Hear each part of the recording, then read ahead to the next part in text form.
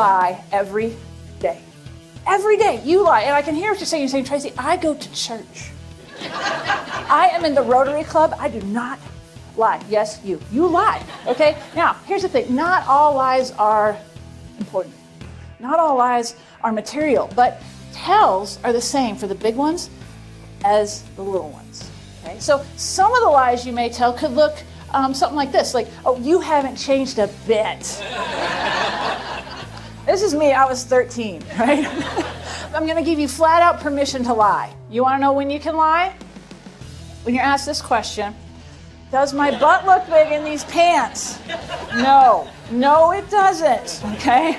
Free pass from the body language expert. Okay? So there's one thing you got to know.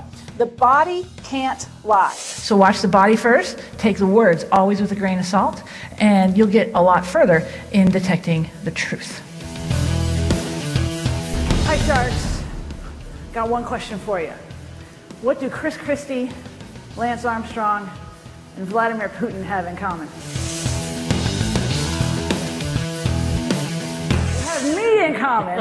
I've been asked to interpret their body language on NBC, CBS, and Fox to tell the world what they're not saying.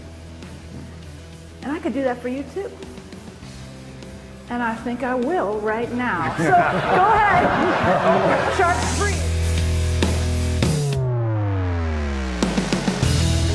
My goal for you today is to take a big step in that direction so you walk out of here exponentially more persuasive than the way you walked in. Does that sound like a good deal?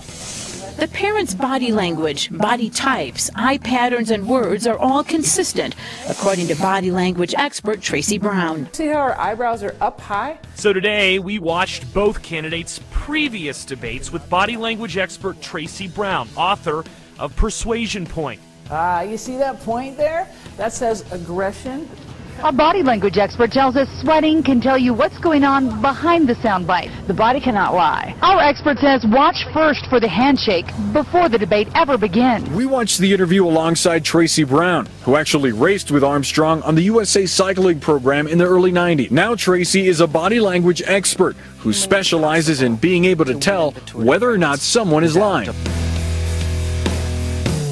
I think one of the best ways to learn body language is just to have fun. So do you want to play my quiz show, Body Language Blitz? Does anybody want to play that? Okay, good. If you don't want to play, there's the door, because that's what we're going to do. So here's what I'm going to need. I'm going to need 3 contestants to come play up here, and one hit for me. Sass it up. Own it. There you go. Oh, look at that. Wow. No one's ever done that. Okay, so I got to try to match that. I don't know how. I got to pop it a little? Okay, wait, you're leaning that way? Yeah, okay, so she's leaning that way. If I'm going to match her, what am I going to do? Lean this way. And see, she's got one foot behind the other, so I think I do not have the soul that Denise does. Who wants to know how to use some of the skills that you learned to talk your way out of a traffic ticket? Today's your lucky day. I'm going to go ahead and let you out of this ticket, but don't you ever, ma'am, disobey the law in my jurisdiction, because I'm the best cop out there. It's where I would drop the mic, but I'm not going to. Give him a big hand. This is an in-car guide on how to talk your way out of a traffic ticket. It fits right up in your visor.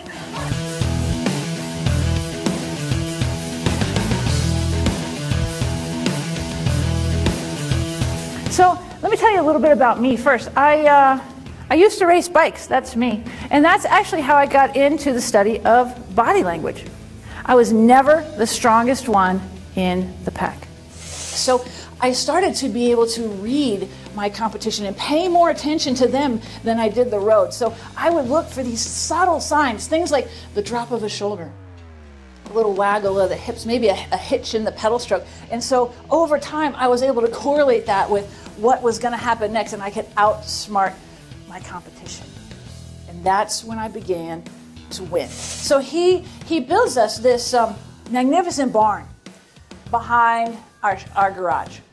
And now we knew it was bigger than what the city would approve without a permit.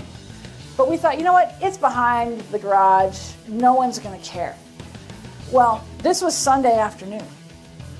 Monday morning, there's a knock at the door. It's 8 a.m. I'm still in my pajamas, right? And it turns out our neighbors behind us cared that we had a shed that was bigger than it should be. And so there stood Stan, the friendly code enforcement guy from the city, right? And now, mind you, ridiculous things happen every day in Boulder, every day, right? And you all know this, okay? And so doorbell rings, and Stan's standing there, and this is what he said. He goes, "So, what do you got going on here?" And I said, "Well, Stan, what do you think we got going on here?"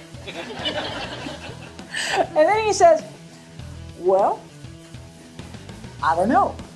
And now I get angry because he's trying to manipulate me, right? I am not dumb enough to self-incriminate, but there's a barn in my backyard. Like, I don't know what his intent is. Is he going to come around the corner with a wrecking ball? I don't know. And so I said, "Well, Stan, if you don't know and I don't know, I guess we got nothing to talk about." All the while, I am embodying the mannerisms of a liar. Everything we've talked about, my eyes are shifting, I'm scratching, I'm fidgeting all over. And I'm telling Stan, I don't know what's going on. You can see this barn from space. It is so big. Now, the story ends with me agreeing to give Stan's card to someone who did know what was going on around there. And the story ends with us refusing to pay the $4,000 that the city wanted to keep our magnificent barn in place. So Matt took it down. He took it down, and he replaced it with this much less magnificent shed that is, it fits in the code just perfect. But we had more scraps left over, so he built us another shed. Because clearly in Boulder, it's better to have a shanty town than one magnificent barn. So just know that you know, when you feel forced a lot, you're not going to be able to rub it out. Okay, it's going to happen really fast. And now that you know what to, because you'll feel this stuff, and you're going to know what you're doing, and you're just going to hope, cross your fingers, that other person hadn't been through one of my classes. Thanks, everybody. Thank you so much.